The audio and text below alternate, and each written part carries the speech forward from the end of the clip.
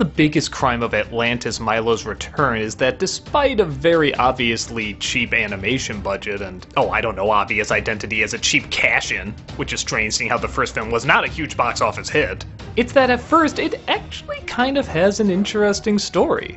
Yeah, at first I was kind of sucked in by it. Despite all the bad jokes and awkward drawn scenes and... Alright, let's look at the story. Milo is still living with Kita in Atlantis, but all his friends return saying that apparently some sort of Atlantean monster is attacking a bunch of ships. Confused by this, Kita journeys to the surface world, bringing Milo along with her, and they try to figure out if this monster is an actual monster or one of the Atlantean machines, or maybe something else. Or even someone else. They go on land, come across this creepy village, talk to all these semi-creepy people, and the more and more they find out about this mystery, the more questions it seems to raise. There's actually a lot of talking and even kind of ominous dread, and I mean that in the best way. Even though it wasn't animated the best, I was actually finding it kind of interesting.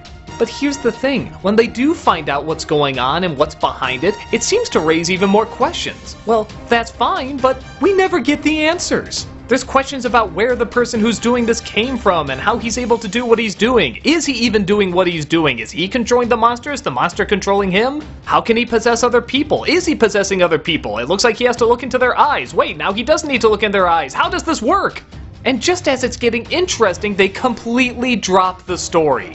Yeah, they defeat the bad guy, and then they go to a completely different story. Now it takes place in the Wild West, and there are these wind coyotes, and, I don't know, some guy's shit is stolen, and they have to get it back, but there's this Native American who can control the wind coyotes, and it somehow connects to the Atlantean stuff. But it doesn't stop there. It then goes to another story where this crazy guy thinks he's Odin and he steals this spear that has Atlantean technology, which actually kind of makes him Odin now. And he confuses Kita for his daughter, Brunhilde, and shit, this is just another pilot for a TV show, isn't it? That explains why the animation looks this way and why all the stories don't really connect that well.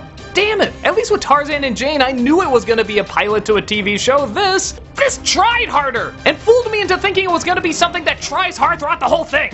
I guess it does technically have an ending, and yeah, actually the ending's not that bad. It even kind of retcons the ending of the first film, but it's weird. When you see the choice she makes, you understand her reasoning, but there's also like a ton of dangers that happen throughout this film to go against her reasoning too.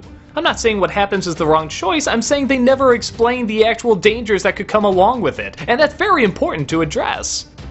So yeah, I guess in terms of other technicals, the voice actors are all replacements, and they do a good job. The animation, like I said, is a huge budget cut, but for kinda TV animation, I guess it's fine.